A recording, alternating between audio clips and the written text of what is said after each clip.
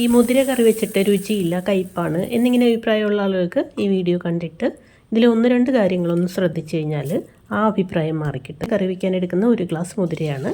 നന്നായിട്ട് കഴുകിയതിന് ശേഷം കുക്കറിൽ ഒരു 3 ഗ്ലാസ് വെള്ളം കൂടി ഒഴിച്ചിട്ട് അതിലേക്ക് സവാള, തക്കാളി, പച്ചമുളക്, പിന്നെ മഞ്ഞൾപ്പൊടി, ഉപ്പ് ഇത്രയും ചേർത്ത് ഒരു 7 വിസിൽ വരുന്നവരെ ലോ ഫ്ലെയിമിലിട്ട് വേവിച്ചെടുക്കുവാണ്.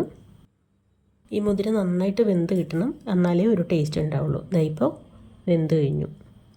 ഉടച്ചാൽ ഉടഞ്ഞു വരുന്ന ആ ഒരു പരുവത്തിന് വെന്ത് കിട്ടണം. ഇനി ഒരു കടായി അടുപ്പത്ത് വെച്ച് ചൂടായി കഴിയുമ്പോൾ അതിലേക്ക് വെളിച്ചെണ്ണ ഒഴിച്ച് കടുകിട്ട് പൊട്ടിക്കഴിയുമ്പോൾ ഉണക്കമുളകും കറിവേപ്പിലയും. ഇനി മീഡിയം സൈസിലൊരു സവാള ചോപ്പ് ചെയ്തിട്ട് അതിട്ട് കൊടുക്കാം. ഞാൻ കറിക്കായിട്ട് എടുത്തത് ഒരു വലിയ സവാളയാണ്. അതിൻ്റെ പകുതി വേവിക്കാനെടുത്തു, ബാക്കി പകുതി ചോപ്പ് ചെയ്തിട്ടാണ് ഇട്ട് കൊടുക്കുന്നത്. ഇനി ഇതിലേക്ക് സ്പെഷ്യൽ ടേസ്റ്റിന് വേണ്ടിയിട്ട് ഒരു കഷ്ണം പട്ട കൂടെ ചേർക്കുന്നുണ്ട്. അതൊന്ന് ഒടിച്ച് ചെറിയ പീസുകളായിട്ട് ഇട്ട് കൊടുക്കാം. നന്നായിട്ട് ഇളക്കിയതിന് ശേഷം 4-5 വെളുത്തുള്ളി ചോപ്പ് ചെയ്തതും ചോപ്പ് ചെയ്ത ഇഞ്ചി 1 ടീസ്പൂണും ഇട്ട് കൊടുക്കാം. നന്നായിട്ട് ഇളക്കി ഇതിൻ്റെ ആ ഒരു പച്ച ടേസ്റ്റ് മാറിക്കഴിയുമ്പോഴേക്കും നമുക്ക് മല്ലിപ്പൊടി ചേർത്ത് കൊടുക്കാം. പിന്നെ മുളക് പൊടി, അത് 1.5 ടീസ്പൂൺ കാശ്മീരി മുളക് പൊടിയാണ് ചേർക്കുന്നത്.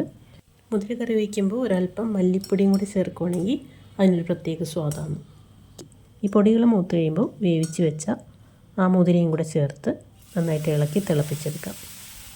ഇതിൻ്റെ വെള്ളമൊക്കെ ഒന്ന് നന്നായിട്ട് വറ്റുന്നത് വരെ ലോ ഫ്ലെയിമിൽ ഇട്ട് വയ്ക്കാം. കുറച്ച് കറിവേപ്പിലയും കൂടെ ഇട്ട് കൊടുക്കണം. ഇനി ഓഫ് ചെയ്യാം. ഇത് ചൂടോടെ കഴിക്കാതെ ഇത് നന്നായിട്ട് തണുത്തതിന് ശേഷം ഒന്നുകൂടെ ചൂടാക്കി കഴിക്കുമ്പോഴാണ് നല്ല ടേസ്റ്റ്. ഇത് തണുത്ത് കഴിയുമ്പോൾ ഫ്രിഡ്ജിലേക്ക് വെച്ചിട്ട് പിറ്റേന്ന് ചൂടാക്കി എടുക്കുമ്പോഴാണ് മസാലയൊക്കെ നന്നായിട്ട് പിടിച്ചിട്ടുണ്ടാകുക. അപ്പോൾ ചെയ്യാത്തവരുണ്ടെങ്കിൽ ചെയ്ത് നോക്കണം, എന്നിട്ട് അഭിപ്രായം അറിയിക്കണം. Thanks for watching.